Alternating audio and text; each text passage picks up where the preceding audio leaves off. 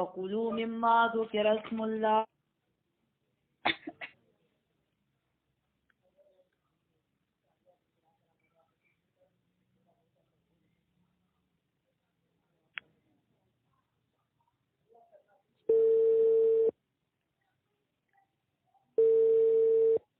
حکومت پاک إِنَّ رَبَّكَ هُوَ أَعْلَمُ بِالْمُعْتَدِينَ وَذَرُوا ظَاهِرَ الْإِثْمِ وَبَاطِنَهُ إِنَّ الَّذِينَ يَكْسِبُونَ الْإِثْمَ سَيُجْزَوْنَ بِمَا كَانُوا يَقْتَرِفُونَ وَلَا تَأْكُلُوا مِمَّا لَمْ يُذْكَرِ اسْمُ اللَّهِ عَلَيْهِ وَإِنَّهُ لَفِسْقٌ وَإِنَّ الشَّيَاطِينَ لَيُوحُونَ إِلَىٰ أَوْلِيَائِهِمْ لِيُجَادِلُوكُمْ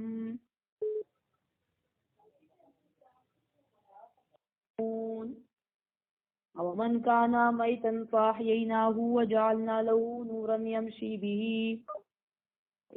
به في الناس كمن مثله في الظلمات ليس بخارج منها كذلك زين للكافرين ما كانوا يعملون. سورہ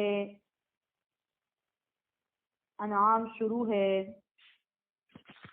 سورہ انعام کا مقصد ہے رد شرک مکمل کا، شرک اعتقادی اور شرک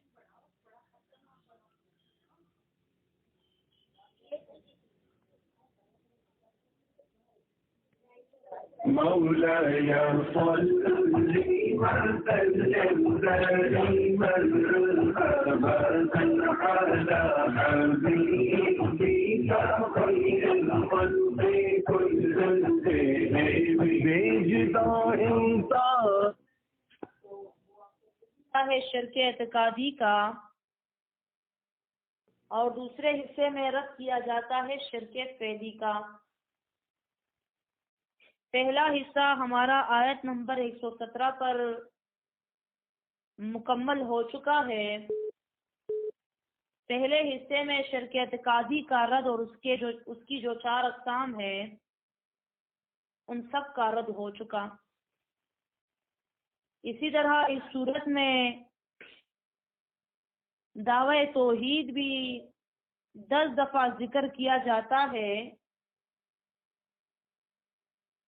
اس صورت میں دعوی توحید وہ 10 دفعہ ذکر کیا جاتا ہے جس میں سے غالباً 5 بار ذکر ہو چکا ہے،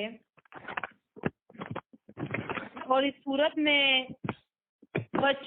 6 بار دعوی توحید ذکر ہو چکا ہے. 25 دلائل عقلیہ میں سے 23 دلائل عقلیہ پہلے حصے میں جبکہ 2 اس دوسرے حصے میں بیان کیے جاتے ہیں. مشرکوں کی اقسام بھی 2 طرح کی قسمیں مشرکوں کی رد ہو چکی ہے، بلکہ چاروں طرح کی، کیونکہ ابراہیم علیہ السلام کے واقعے میں نیک لوگوں کو جو شریک کہلاتے ہیں ان کا، اور چاند ستاروں کو جو شریک کہلاتے ہیں ان کا بھی بیان ہو چکا ہے، اور اس کے بعد جنات اور فرشتوں کو جو شریک کہلاتے ہیں ان کا بھی رد ہو چکا ہے. اس صورت میں 63 اعتراضات اور اس کے 23 جوابات بھی دیے جاتے ہیں، اور اس صورت میں 6 عقبات بھی ذکر کیے جاتے ہیں. جو مشکلوں کی چوٹیاں ہیں، ان چوٹیوں کو تم نے سر کر کے پھر تم نے منزل تک پہنچنا ہے، ایک مقام اور ایک درجے تک پہنچنا ہے دین کی راہ میں، جس میں سے 4 مشکلات کی چوٹیاں وہ ذکر ہو چکی ہے. پہلی چوٹی مختصر، دوسری تھوڑی مشکل، تیسری مشکل، چوتھی بہت مشکل، پانچویں اس سے بھی مشکل، اور چھٹی جو چوٹی ہے وہ پھر بہت ہی مشکل ہے. تو اس طرح 4 عقبات پہلے حصے میں ذکر ہو چکے ہیں، 2 عقبے دوسرے حصے میں ذکر کیے جائیں گے، اور دعوی توحید بھی 4 دفعہ اس حصے میں ذکر کیا جائے گا. پہلا حصہ کمپلیٹ ہو چکا. اب آج کے سبق میں سورۃ الانعام آیت نمبر 118، اب دوسرا حصہ یہاں سے لے کر سورت کے آخر تک ہے. اور جیسا کہ ہم نے کہا تھا کہ اس حصے میں رد کیا جاتا ہے شرک فعلی کا، اور ساتھ میں بیان کیا جاتا ہے ان 4 مسائل کا جو شرک فعلی کے ساتھ متعلق ہے. وہ 4 مسئلے سورہ مائدہ میں ہم پڑھ چکے ہیں، تحریمات اللہ، تحریمات العباد، نذور اللہ اور نذور العباد، جس میں سے تحریمات اللہ اور نذور اللہ جائز، تحریمات العباد اور نذور العباد ناجائز۔ سب سے پہلے فَكُلُوا مِمَّا ذُكِرَ اسْمُ اللَّهِ، سب سے پہلے رد کیا جاتا ہے تحریمات العباد کا، وہ چیزیں جو لوگ خود پر خود حرام کرتے ہیں۔ اللہ نے ان چیزوں کو حرام نہیں کیا تو اللہ فرماتا ہے فَكُلُوا مِمَّا ذُكِرَ اسْمُ اللَّهِ عَلَيْهِ، وہ چیزیں کھاؤ جس پر اللہ کا نام یاد کیا جاتا ہے، جس کو اللہ نے حلال پیدا کیا۔ ان چیزوں کو خود پر حرام نہ کرو، یہ نہیں کھاتے، یہ نہیں کھاتے، وہ نہیں کھاتے، یا کوئی بھی اور چیز خود پر بند کر دیتے ہیں، تو ان سب کو حلال سمجھو جو اللہ کی طرف سے حلال ہے۔ تو شرک فعلی میں سے پہلے رد کیا جاتا ہے تحریمات العباد کا، اور شرک فعلی کا تو آپ کو پتہ ہی ہوگا کہ کسے کہتے ہیں۔ شرک فعلی کسے کہتے ہیں؟ زیب النساء ذرا مجھے تیز آواز میں بتائیں موبائل آن کر کے۔ زیب النساء مجھے شرک فعلی کا بتائے کسے کہتے ہیں؟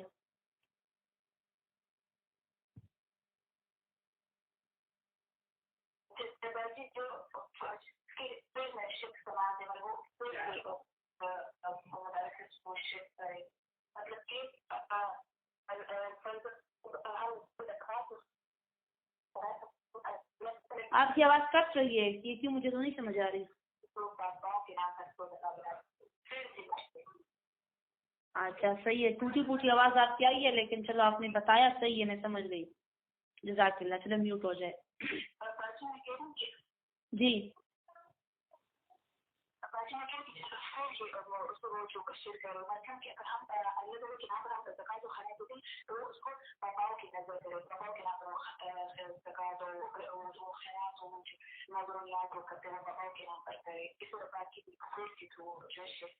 جزاک اللہ، ماشاء اللہ، صحیح ہے، ٹھیک سنا ہے۔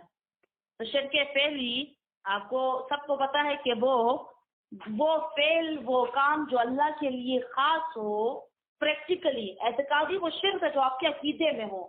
آپ کے عقیدے میں ہو کوئی اور عالم الغیب ہے، آپ کے عقیدے میں ہو کوئی اور متصرف ہے، اختیار والا ہے، آپ کے عقیدے میں ہو کوئی اور دعا کے لائق بھی ہے، آپ کے عقیدے میں ہے کوئی اور عبادت کے لائق بھی ہے۔ شرک فعلی آپ یہ سارا کچھ آپ پریکٹیکل شروع کر دو، عبادت آپ کسی اور کی پریکٹیکل شروع کر دو، دعا یا نظر و نیاز وغیرہ کسی اور کے نام پر پریکٹیکلی شروع کر دو، دیگے چڑھا دو، لنگرے چڑھا دو، یا طواف کرو، گول گول گھومو بابا کی قبر کی، یہ سارا کیا ہے؟ یہ شرک فعلی ہے۔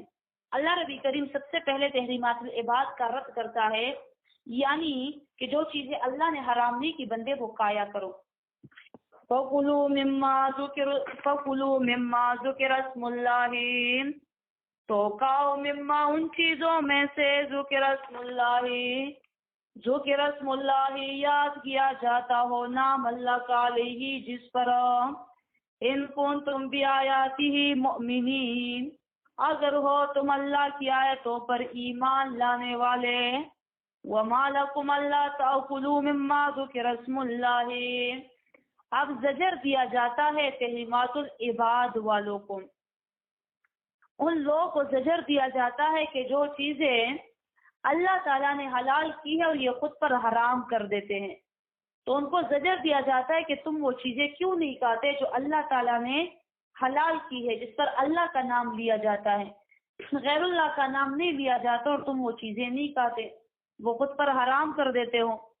وَمَا لَكُمْ أَلَّا تَأْكُلُوا مِمَّا ذُكِرَ اسْمُ اللَّهِ، اور کیا ہے تم لوگوں کے لیے اللہ تأکلوا کہ نہیں کھاتے تم مما اس میں سے ذکر اسم اللہ یاد کیا جاتا ہو نام اللہ کا علیہ جس پر، وقد فصل لکم ما حرم علیکم، اور تحقیق کے ساتھ واضح کرتا ہے اللہ تم لوگوں کے لیے ما وہ چیزیں حرم علیکم جو حرام ہے تم لوگوں پر۔ یہاں پر میرے اساتذہ کرام اللہ تعالیٰ ان کو دونوں جہانوں میں شاد اور آباد رکھے، اللہ ان کی دل کی مرادیں پوری فرمائے، تمام ساتھیوں سمیت، ان کے جتنے بھی ساتھی ہیں جہاں جہاں سب ساتھیوں سمیت۔ وہ یہاں پر ذکر کرتے ہیں، میں نے ان سے سنا کہ وَقَدْ فَصَّلَ لَكُمْ مَا حَرَّمَ عَلَيْكُمْ، یہ فصلہ جو یہاں پر لفظ ہے یہ دراصل ماضی کا صیغہ ہے۔ ماضی کا صیغہ یعنی پاسٹ ٹینس آپ اسے بول سکتے ہو، تحقیق کے ساتھ واضح کیا ہے تم لوگوں کے لیے اللہ نے وہ جو تم پر حرام ہے۔ تو یہاں پر یہ اعتراض آتا ہے کہ اللہ تعالیٰ نے کہاں پر وہ چیزیں واضح کی ہے جو حرام ہے، اس سے پہلے اللہ نے کہاں پر وہ چیزیں واضح کی ہے جو حرام ہے۔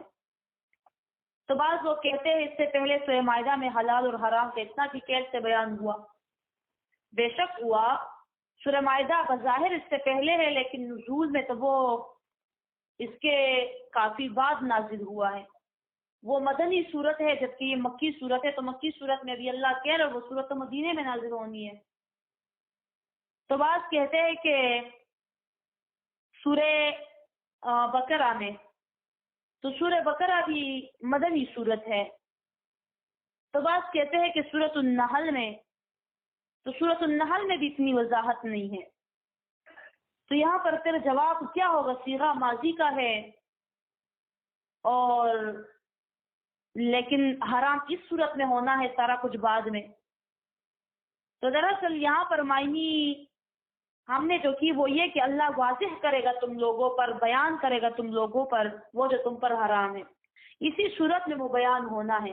مزید سورہ مائدہ کے بعد یہ پھر دوسری صورت ہے کہ اس میں بھی حلال اور حرام کا ڈیٹیل کے ساتھ بیان ہوا ہے، تو وہ اس صورت میں بیان ہونا ہے۔ لیکن یہ صیغہ جو ماضی کا آیا، پاسٹ ٹینس آیا، تو اس کو بولا جاتا ہے گرامر میں لتحقق الوقوع۔ لتحقق الوقوع یعنی کہ اس کا وقوع پذیر ہونا لازمی ہوگا، یعنی کہ یہ ضرور اس کا بیان ہوگا۔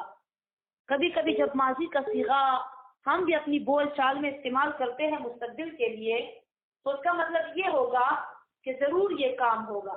جیسے آپ کو کوئی کہے کہ یہ کام کرنا ذرا بیٹا، یا یہ کام کرنا، آپ کو کہ آپ نے کہا ابھی کیا، آپ نے کیا تو نہیں ہوتا لیکن آپ نے کہا بھی کیا۔ کوئی کہے یہ اس طرح کر چکا، بس کر چکا، تو آپ نے وہ کام کیا ہوتا ہے، آپ کہتے بس کر چکا، بس کر چکی، بس ہو گیا، تو آپ صیغہ ماضی کا استعمال کرتے ہیں نا۔ تو ایسا ہماری بول چال میں بھی ہوتا ہے، پشتو میں بھی، اردو میں بھی، ہر زبان میں۔ تو مطلب یہ کہ وہ ہم زیادہ وہ کرنے کے لیے زیادہ تاکیدن بولتے ہیں نا کہ ہاں بس ہو گیا، یعنی کہ میں نے ضرور یہ کام کرنا ہے، بس ہو گیا۔ تو اسی طرح اللہ نبی کریم بھی یہاں پر فرماتے ہیں کہ تم لوگوں پر حرام کا واضح بیان ہونا ہے اس صورت میں۔ اب اسی صفحے پر ہوگا انشاءاللہ، اور بھی جگہوں پر ہوگا۔ الا ما اضطررتم الیہ، مگر نہیں ہے حرام وہ جو محتاج ہو جاؤ، جس کے لیے تم بھوک میں، مگر نہیں ہے حرام وہ جو تم محتاج ہو جاؤ، الیہ جس کے لیے بھوک میں۔ مطلب حرام چیزیں اضطرار کی حالت میں حرام نہیں ہوتی۔ کیسے؟ مثلا ایک آدمی ہے، وہ کسی صحرا میں بھٹک گیا ہے، کسی جنگل میں، کسی ویرانے میں، دور دراز جگہوں میں جہاں پر کوئی بھی گھر نہیں ہے، کچھ بھی نہیں ہے، اس کو پیاس لگی ہے۔ اس کا بیان پہلے ہو چکا ہے، ہم اس پر ڈیٹیل سے بیان کر چکے ہیں سورہ بقرہ میں بھی، مائدہ میں بھی۔ خون ہے کسی جانور کا، یا کسی جانور کو ذبح کرتا ہے، اس کا خون پی لیتا ہے، حالانکہ یہ والا بہتا ہوا خون تو حرام ہے اسلام میں، لیکن یہ وہ بہتا ہوا خون اس کو ذبح کر کے اس کا خون پی لیتا ہے، پیاس کی شدت کم کرنے کے لیے یا بھوک مٹانے کے لیے، بقدر ضرورت کی یہ زندہ بچ سکے کہ جس کے بدولت یہ آبادی تک پہنچ سکے، تو پھر یہ جائز ہو جاتا ہے۔ اضطرار کی حالت ہے، موت کے وقت میں جائز ہو جاتا ہے۔ یا کوئی ایسے غیر اللہ کے نام پر کوئی چیز پکڑی اور بندہ بھوک سے مر رہا ہو، کوئی درگاہ ہو، کوئی مندر ہو، کوئی بھی چیز اس طرح غیر اللہ کے نام پر پکڑ رہی ہو. غیر اللہ تو سارے ہی ہے، چاہے مندروں میں ہے تو وہ بھی غیر اللہ ہے، چاہے درگاہوں میں ہے تو وہ بھی غیر اللہ. اللہ کے سوا ہر ایک چیز غیر اللہ ہے. غیر اللہ کے نام پر کوئی چیز پکڑ رہی ہے، بن رہی ہے، اور کچھ بھی نہیں ہے. نہ خون ہے، نہ میتہ ہے یعنی مردار کا گوشت، اور نہ کوئی اور کون سی چیز تھے، خون تھا، خنزیر کا گوشت، یہ سارا کچھ نہیں تھا. بابا کا یہ تھا، یہ لنگر چل رہی تھی، کوئی منت پکڑ رہی تھی، جو بھی تھا اس میں سے بقدر ضرورت. اگر یہ باقی 3 چیزیں موجود ہے تو اسے لنگر کو چکنا بھی نہیں. اتنا حرام ہے، اتنا حرام غیر اللہ کے نام کی چیز. یہ خنزیر کا گوشت کھا سکتا ہے، مردار کا گوشت کھا سکتا ہے، خون پی سکتا ہے بقدر ضرورت، لیکن یہ چیز سب سے آخر میں ہے، کیونکہ وہ باقی چیزیں جو ہے وہ تمہاری صحت کے لیے نقصان دہ ہیں. باقی چیزیں اگر خنزیر کا گوشت ہے، مردار کا گوشت ہے یا خون ہے، وہ حرام ہے تم پر، لیکن عملی طور پر، کیونکہ وہ تمہارے صحت کے لیے ٹھیک نہیں ہے. جبکہ جو غیر اللہ کی چیز ہے وہ تو بڑی اچھی چیز بن رہی ہے، اس کا تو صحت پر کوئی نقصان نہیں ہوتا. وہ تو بریانی ہے، وہ تو چاول ہے، وہ تو حلوہ ہے، وہ تو زردہ ہے، وہ تو پلاؤ ہے، طرح طرح کی وہ چیزیں ہوتی ہیں. بظاہر تو وہ جی جی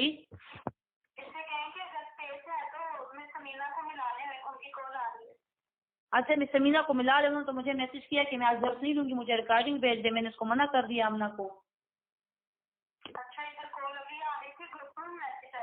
اچھا کرو آمنہ، سمینا کو ملا لو.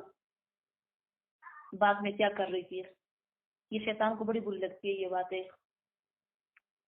ہاں لیکن یہ جو پیاری پیاری چیزیں بن رہی ہے، لیکن یہ تو غیر اللہ کے نام پر بن رہی ہے. بظاہر تو یہ اچھی چیز ہے، لیکن اس کو سب سے آخر میں کیوں کہا؟ کیونکہ اس سے آپ کے ایمان پر اثر پڑتا ہے، ایمان کی صحت پر برا اثر پڑتا ہے.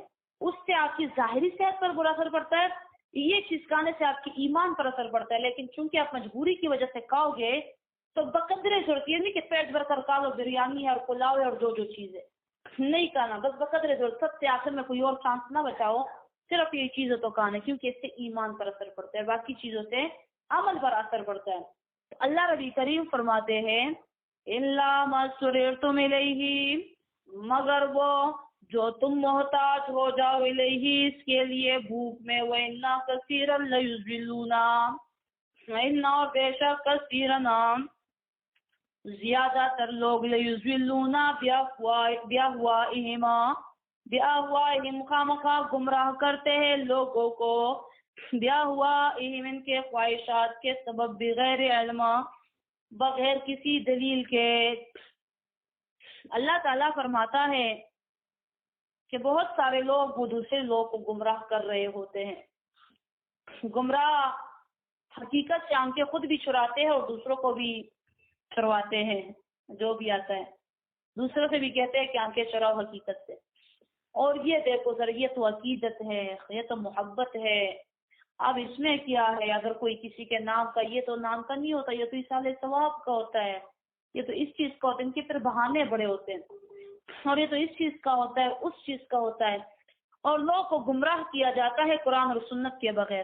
اور یہ لوگ ویسے ہی کہہ رہے تم لوگ کھا سکتے ہو، تم لوگ کھایا کرو، یا جاؤ طواف لگاؤ، چکر کاٹو، مانگو، سجدے میں پڑھو.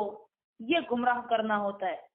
ان کے نام کے وظیفے کرو، ان کے نام کا سارا کچھ کرو، اس میں کوئی گناہ نہیں ہے.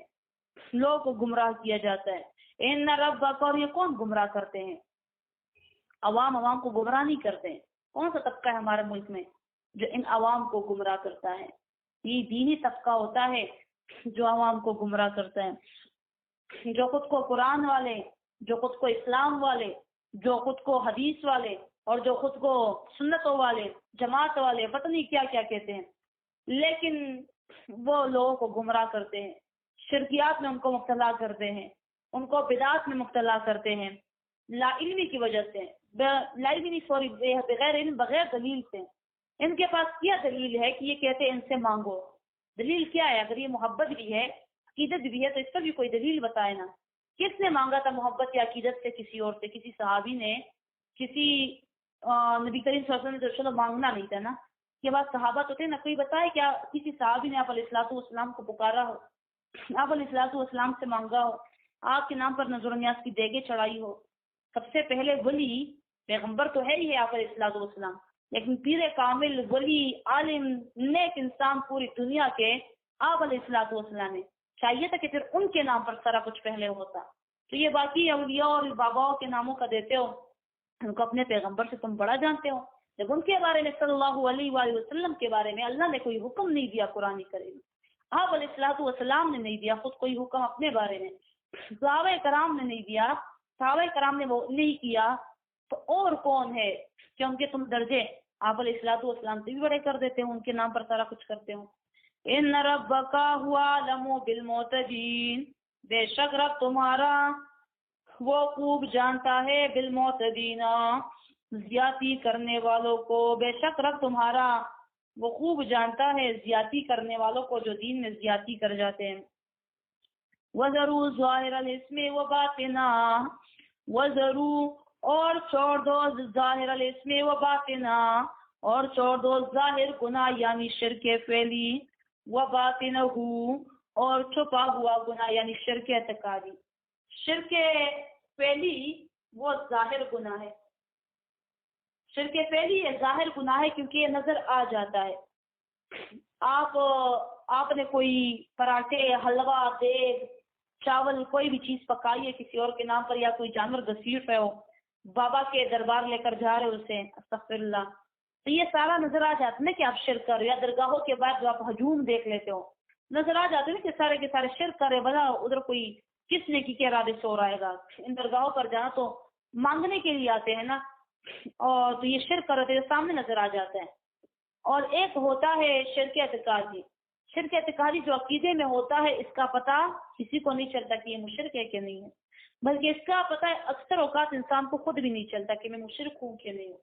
چونکہ نبی کریم صلی اللہ علیہ وآلہ وسلم نے فرمایا تھا عربی اور تیری سہیلی پھر کٹ گئی اور اب آف لائن بھی ہوگی. میں نے کہا جب اس کو ملاتے بیچاری کی قسمت میں صرف شرک اور عقیدے کا بیان ہوتا ہے، خود کو وہ ہٹا دیتی ہے اور پھر جو ہے تو خود کو نیٹ آف کر دیتی ہے. اب کیا کرے، اس کی قسمت میں شرک ہی نکلتا ہے، لیکن اس کے وجہ سے شاید شرک میں نکلنا نہیں ہے.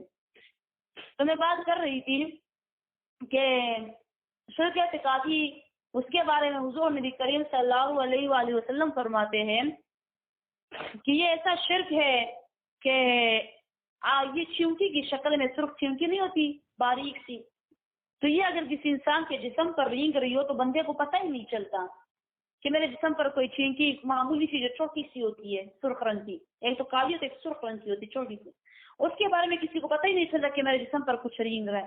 تو اسی طرح یہ شرک انسان کے اندر سرخ چیونٹی کی طرح رینگ رہا ہوتا ہے، انسان کو پتہ نہیں چلتا کہ میں مشرک ہوں، کہیں نہ کسی طریقے سے وہ شرک کر رہا ہوتا ہے. تبھی ہم کہتے ہیں کہ قرآن کریم کے بغیر عقیدہ صاف ہو ہی نہیں سکتا. کوئی بندہ جتنا بھی پیدائشی مسلمان ہو، اچھا عقیدہ بھی ہو، دیوبندی خاندان بھی ہو، لیکن یقین رکھے اور یاد رکھیں ہم سارے دیوبندی سے پیدائشی، حنفی تھے، دیوبندی تھے، لیکن عقیدے میں شرک ضرور پڑا ہوتا ہے، کبھی عقیدت کے نام سے تو کبھی محبت کے نام سے، تو کبھی جو ہے تو کسی کے بہکاوے میں آ کر، تو کبھی کسی کی باتوں میں آ کر، کبھی اس کو ثواب جان کر، کبھی اس کو جو ہے تو اللہ کی قرب جان کر سارا کچھ کر لیتے ہیں ہم. تو یہ کسی کو پتہ نہیں. تو جب تک بندہ قرآن کے آگے نہ بیٹھے اسے اپنے جسم پر رنگتی ہوئی شرک کی سرخ چینٹیاں نظر نہیں آتی. جب وہ قرآن کے آگے بیٹھتا ہے تو سرخ چینٹی کیا، اور سرخ چینٹی کے اندر اگر اور باریک سرخ چینٹی وہ بھی بندے کو نظر آ جاتی کہ یہ میرا شرک ہے، یہ میرا عقیدہ خراب تھا، اب ٹھیک ہو رہا ہے. ان الذین یکسبون الاثم فیجزون، ان الذین بے شک وہ لوگ یکسبون الاثم جو کرتے ہیں گناہ، جو کرتے ہیں شرک، کیونکہ بیان ہو رہا ہے شرک کا، تو گناہ سے مراد شرک ہے. ہاں، فیجزون بما کانوا یقترفون، قریب ہے کہ سزا دے دی جائے گی ان کو اس کی، کانوا یقترفون جو ہے یہ کرنے والے. وَلَا تَأْكُلُوا مِمَّا لَمْ يُذْكَرِ اسْمُ اللَّهِ عَلَيْهِ. اب اس آیت میں نہیں، اس آیت میں ہاں اس آیت میں صحیح ہے. اب اس آیت میں رد کیا جاتا ہے نذور العباد کا. نذور العباد جو ہم نے کہا تھا کہ یہ حرام ہے. نذور العباد کیا ہوتا ہے؟ نذور العباد کیا ہوتا ہے نورین؟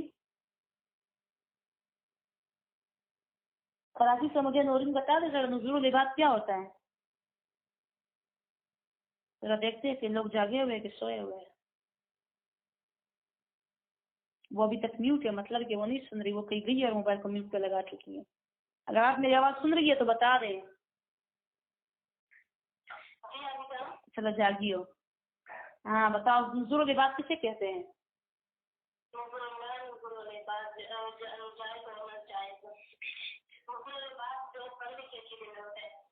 بننے کے عقیدے میں کیا ہوتا ہے؟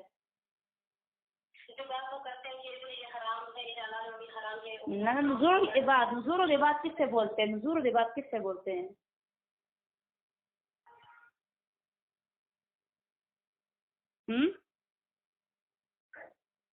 نزول العباد کس سے بولتے ہیں؟ کافی میں نہ رہ کے جلدی بتائیں. ہاں تو بتائیں نا پھر. نزول العباد کتنا اس کے تم لفظ ہی پتہ چل رہا ہے اس کی میننگ کا. آمنا آپ پتہ ہے نزول العباد کیا ہوتا ہے؟ لاہور سے آمنا. آمنا جلدی بتائیں. آمنا عزیز،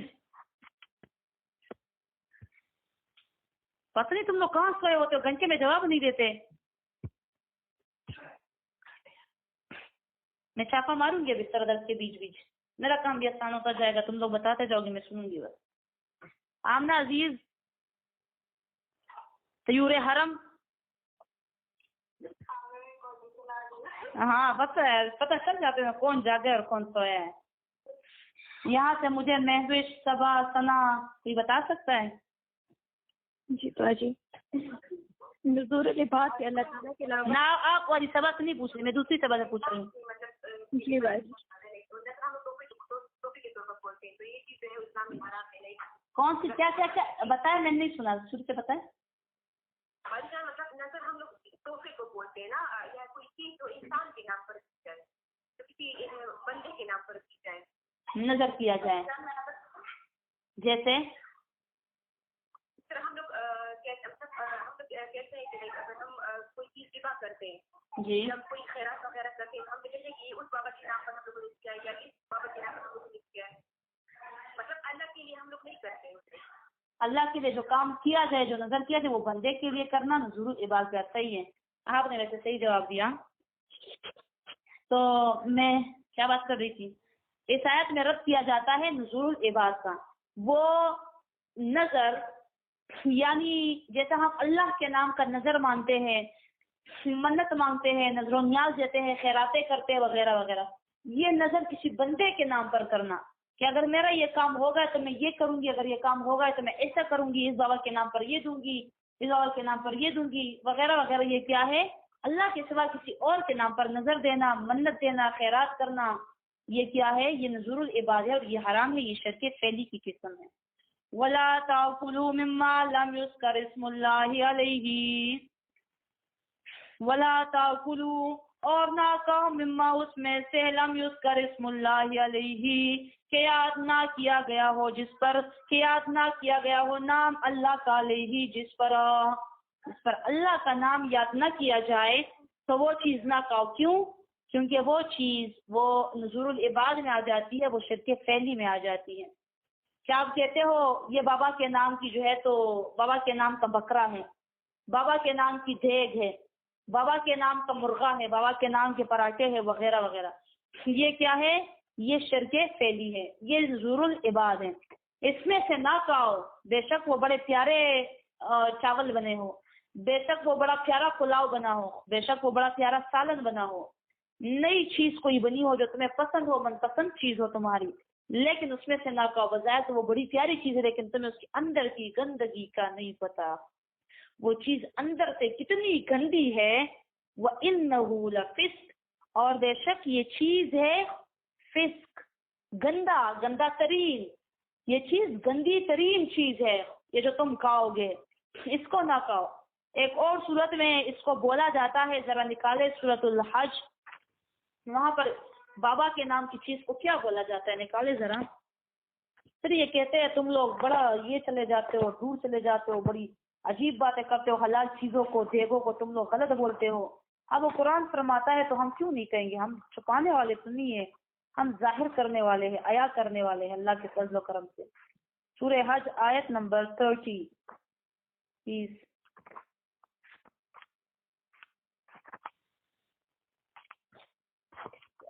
ایک تو میں موبائل بھی ہاتھ میں پکڑوں سارے پہلے.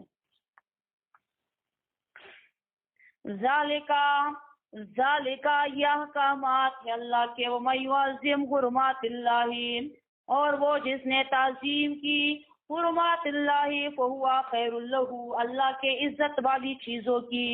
فَهُوَ تو یہ خیر لہو یہ عزت مند چیزوں کی بہتر ہے اس کے لیے عند ربی اس کے رب کے ہاں. وہ حلت لکم الانعام اور حلال ہے تم لوگوں کے لیے چوپائے. الا ما یتلی علیکما مگر نہیں ہے حلال وہ جو بیان ہوئے تم پر. تحریمات العباد کا بیان اس سے پہلے ہو چکا ہے. اسی طرح نزول العباد کا بیان جو ہے تو ہو چکا ہے تو اس کی طرف اللہ اشارہ کر رہے ہیں.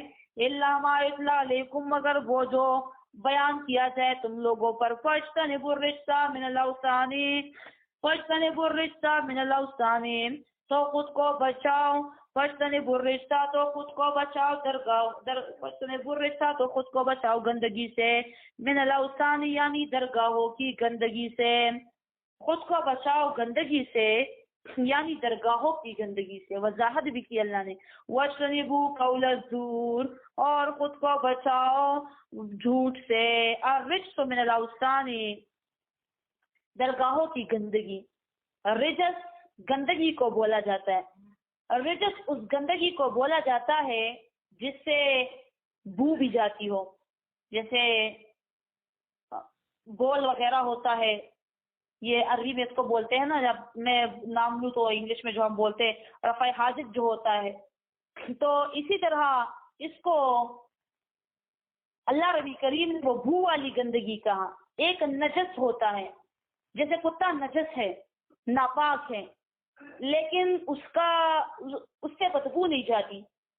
اور ایک یہ گندگی ہوتی ہے جو باتھ روم میں کی جاتی ہے, یہ گندگی بھی ہے ناپاک بھی ہے لیکن اس کی بو بھی ہوتی ہے, بدبودار چیز ہوتی ہے.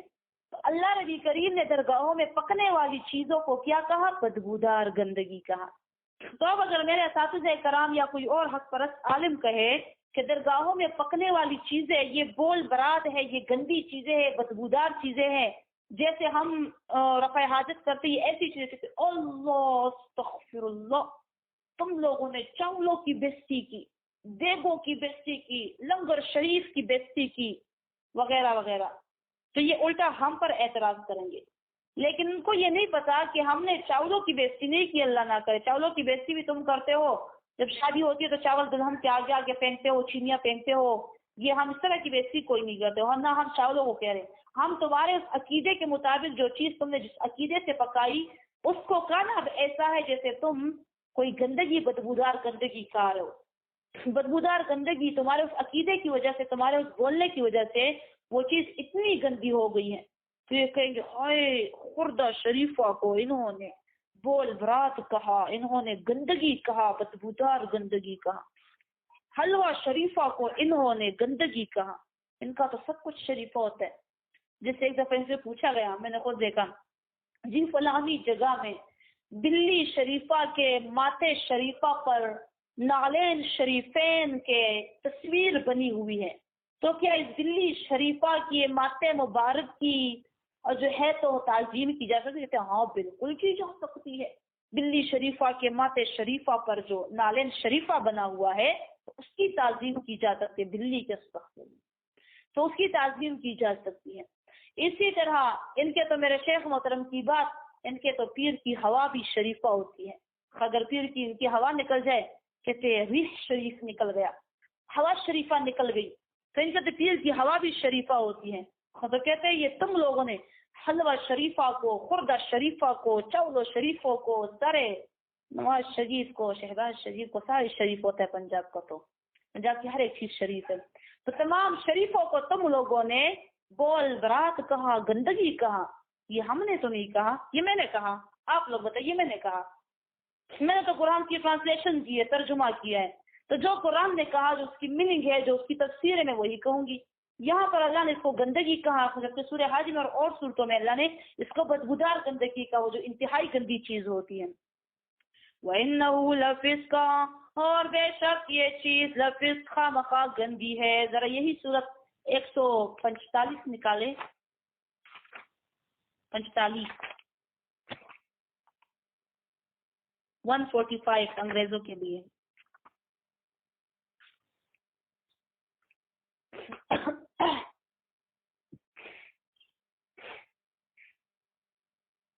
قُلْ لَا أَجِدُ فِي مَا أُوحِيَ إِلَيَّ مُحَرَّمًا عَلَىٰ طَاعِمٍ، قل کہہ دیجئے لا اجد میں نہیں پاتا فی ما اس میں اوحیا جو وہی کی جاتی ہے لیا میری طرف محرمن حرام علی طاعم ایک کھانے والے پر یطعمہ جو کھاتا ہے اسے الا یکونا میتتنا مگر اگر ہو مردار او دمن مسفوحنا یا خون بہنے والا لحما خنزیر یا گوشت خنزیر کا فَإِنَّهُ رِجْسٌ تو یہ ایک کھانا رجسن گندگی ہے او فسقن یا گندی ہے یہ چیز فسق ہے اوہلا لغیر اللہ بھی اور کیا اور وہ جس پر آواز اٹھائی جائے غیر اللہ کے لیے بھی اور وہ آواز اٹھائی جائے غیر اللہ کے لیے بھی جس پر وہ بھی گندگی ہے وہ بھی رجس ہے کہ یہ بابا کے نام کی سانڈ ہے یہ بابا کے نام کی بیل ہے یہ بابا کے نام کی گائے ہے یہ بابا کے نام کا بکرا ہے یہ ساری چیزیں بھی گندگی ہے فسق ہے اور رجس دونوں ہے. تو یہاں پر بھی اللہ ربی کریم فرماتا ہے واپس اپنی جگہ نکالیں وَإِنَّ الشَّيَاطِينَ اور بے شک شیطان لیوحون الی اولیائہم خامخواہ وسوسے ڈالتے ہیں اپنے دوستوں کو لیجادلوکم تاکہ جھگڑا کرے تم لوگوں سے. شیطان اس وقت وسوسے ڈال رہا ہے جب تم اس کو گندگی بولو بدبودار گندگی بولو تو اس وقت شیطان بڑے کام دکھاتا ہے. وہ اپنے دوستوں کو ساتھ ساتھ کہہ رہا ہوتا ہے کہ یہ دیکھو ذرا شیطان کہتا ہے دوست کو دل میں آتی ہے نا بات یہ دیکھو ذرا یہ تو ذرا زیادہ دل نہیں چکا گئے یہ تو گستاخا انہوں نے گستاخی نہیں کی چاولوں کی دیکھ شریف کی حلوہ شریفہ کی جا اس کا منہ نوچ لو جا اس کو مار لو اس کو گریبان سے پکڑ لو اس پر وار کر لو اتنا بے غیرت ہے اتنا گستاخ اس کا تو قتل کرنا جائز ہے. تو اپنے دوستوں کو شیطان وسوسے بھی ڈالتا ہے تاکہ وہ آ کر تم سے جھگڑا کرے اس بات پر. وَإِنْ أَطَعْتُمُوهُمْ إِنَّكُمْ لَمُشْرِكُونَ اور اگر تم نے مانی ان کی بات بے شک خامخواہ ہو جاؤ گے تم مشرک. شرک صرف چیونٹی رینگتی ہوئی اگر تم نے صرف ان کی بات کو اچھا کہہ دیا وہ کہے کہ نہیں یہ گندگی نہیں ہے وہ کہے کہ یہ حلوہ شریفہ ہے اگر تم نے اس گندگی کو حلوہ شریفہ کہہ دیا اگر تم نے اس نظر نیاز کی دیگ کو دیگ کہہ دیا صحیح چاول کہہ دیا صرف ان کی تائید کرنے سے بھی تم مشرک بن جاؤ گے. تو جو خود یہ کرتے ہیں کراتے ہیں کہتے ہیں وہ بڑی دور کی بات ہے وہ کتنا بڑا مشرک ہوتا ہوگا. انکم لمشرکون سرخ رینگتی ہوئی چیونٹی پتہ نہیں چلتا کتنوں نے کہا ہوگا اس طرح کتنے سرنجر ہو چکے ہوں گے. نہیں شرک کے معاملے میں عقیدے کے معاملے میں سرنجر نہیں ہونا اس میں لوگ کو سمجھانا ہے تاکہ لوگ شرکیات سے نکل آئے غلط عقائد سے نکل آئے غلط رسومات سے غلط الکاموں سے شرک فعلی سے نکل آئے. اس میں کسی کی بات نہیں مانی اگر آپ نے ان کی بات مان لی سرنجر ہو گئے تو تم مشرک ہو گئے. اللہ فرماتا ہے انکم لمشرکون بے شک لمشرکون خامخواہ ہوں گے تم مشرکا یا خامخواہ ہو تم مشرکان. او من کان میتن فاحییناہ ترغیب دیا جاتا ہے شرک کے بیان کے بعد قرآن کریم کو.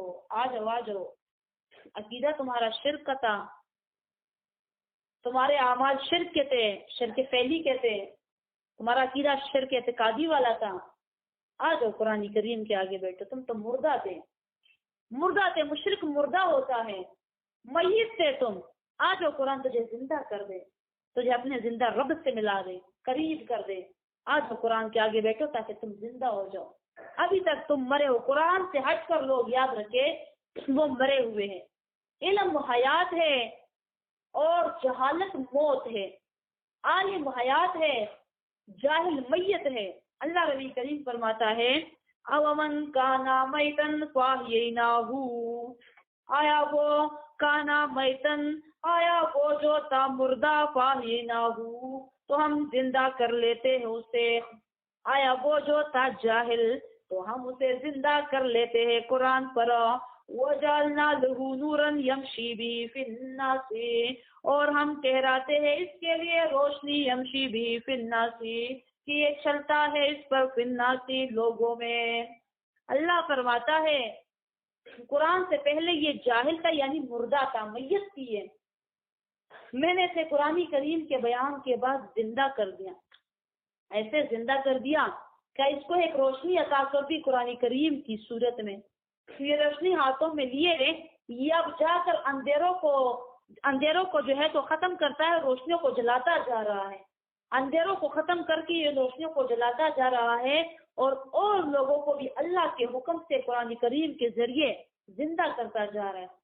قرآن کریم والوں کی بہت بڑی یہاں پر جو ہے تو تعریف کی گئی.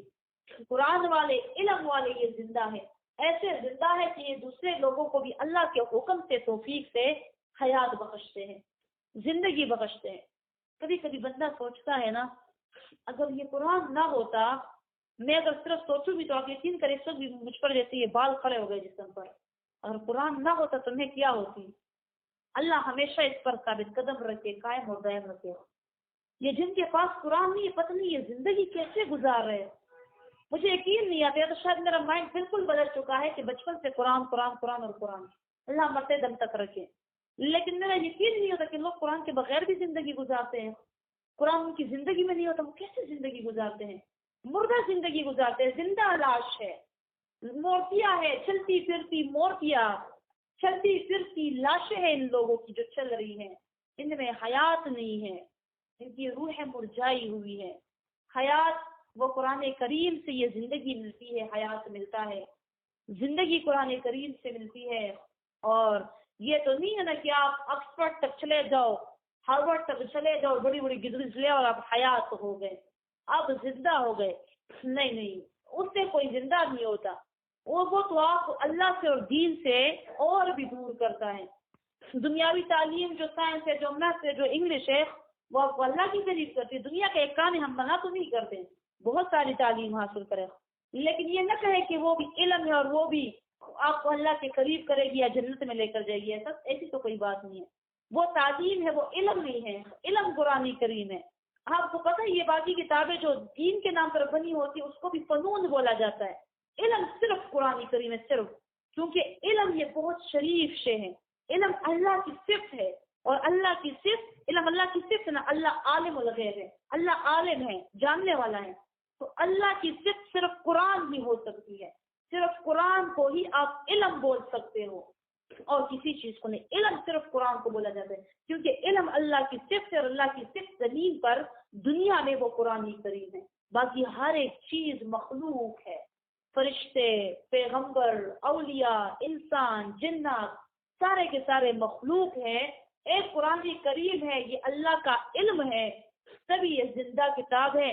اور یہ اللہ کی صفت ہے، یہ مخلوق نہیں ہے، اس کو مخلوق نہیں بولا جا سکتا.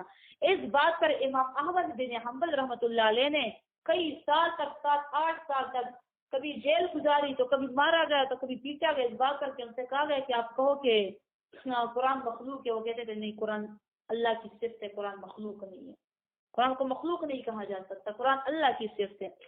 تو کہتے ہیں کہ اکثر آپ کو اسکول اور کالجوں میں علم حاصل کرو چاہے تو میں اس کے لیے چین تک جانا پڑے گا. تو تب آپ سوچیے حضور نبی کریم صلی اللہ علیہ وآلہ وسلم کے وقت میں کون سے علوم تھے جس کے لیے ہمیں چین تک جانا پڑتا؟ کون سے علوم تھے؟ آپ علیہ السلام کی حدیث تو صحیح ہے، علم حاصل کرنا ہر مسلمان مرد اور عورت پر فرض ہے، لیکن تب کون سے علوم تھے؟ قرآن کریم کا جذب، صرف قرآن. ہاں یہ باقی میں کہتی ہوں، باقی کو تم علوم بولتے ہو یا تعلیم بولتے ہو، ایجوکیشن بولتے ہو، جو بھی بولتے ہو، یہ بہت حاصل کرو، بہت. کہ اس میں بھی تم نے مقابلہ کرنا ہے انگریزوں کے ساتھ، اس میں بھی تم نے جہاد کرنا ہے کہ تاکہ تمہارے باوجود جو سائنس میں جن ساری چیزوں کا ایجاد کر چکے تم ان سے پھر سے آگے بڑھ جاؤ. لیکن وہ اللہ کے قریب لے جانے والا علم نہیں ہے، وہ علم صرف اور صرف قرآن کریم ہے. اسی سے بندہ زندہ ہوتا ہے. کممت لہو، اب اللہ اس کی مثال ذکر کرتا ہے کہ جو زندہ ہو چکا، جس کو اللہ نے روشنی دے دی، کممت لہو فی الظلمات، آیا یہ ہے اس کی طرح فی الظلمات جس کی صفت ہو اندھیروں میں، لیسا بخارج منہا، لیسا جو نہ ہو نکلنے والا ان اندھیروں سے. کیا ایک قرآن والا ایک عالم اور جاہل برابر ہو سکتے ہیں؟ کیا اندھیروں اور روشنی برابر ہے؟ یہ تو اذات میں سے ہے نا، ورزش چیزیں ہیں. دن ہے تو رات ہے. کیا کوئی دن کو رات بولتا ہے؟ اندھیرے کو روشنی بولتا ہے، روشنی کو اندھیرا بولتا ہے؟ نہیں بولتا نا.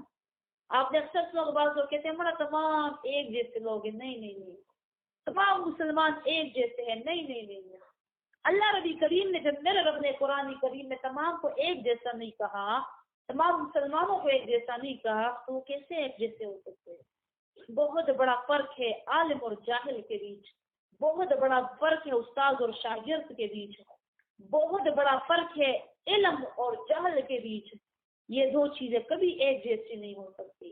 علم علم ہے روشنی اور اندھیرا اندھیرا ہے، جہالت جہالت ہے جو کہ اندھیرا ہے. اللہ فرماتا ہے ایک جاہل ہے، اندھیرے میں ہے، اس کو حلال حرام کے فرق کا نہیں پتا، اس کو توحید اور شرک کے فرق کا نہیں پتا، سنت اور بدعت کے فرق کا نہیں پتا، اسی طرح جائز اور ناجائز گناہ اور ثواب کے فرق کا نہیں پتا، تو وہ تو جاہل ہے نا.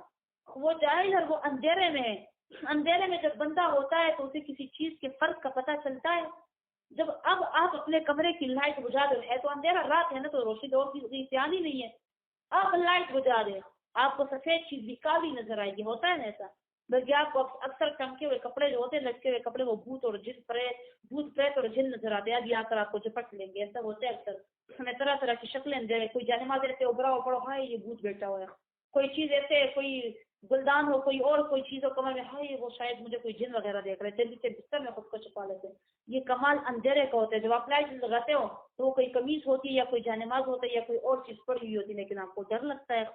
تو اسی طرح جب آپ کو اندھیرے میں سفید چیز کالی نظر آ رہی ہے، تو اسی طرح جب آپ جہل کے اندھیرے میں ہو تو آپ کو سفید لوگ، جو علماء لوگ ہیں، جو نیک لوگ ہیں، وہ بھی آپ کو کالے نظر آئیں گے. ان کے آپ کے لیے، آپ کے دل میں ان کے لیے کوئی خوشی، کوئی محبت، کوئی ادب، کوئی بھی چیز نہیں ابھرے گا. لیکن جب آپ روشنی میں ایک دفعہ آ جاتے ہو تو آپ کو کالا کالا، سفید سفید، کورا کورا، براؤن براؤن، ساری چیزیں الگ الگ سے نظر آنی شروع ہو جاتی ہے. تو جب آپ قرآن کے روشنی میں آؤ گے تب آپ کو عالم عالم، جاہل جاہل، منافق منافق، سارے لوگ صاف ستھرے نظر آئیں گے. حلال حلال، حرام حرام، حق حق اور باطل باطل نظر آئے گا. روشنی میں آئیے، اندھیروں کا ساتھ چھوڑ دیجیے.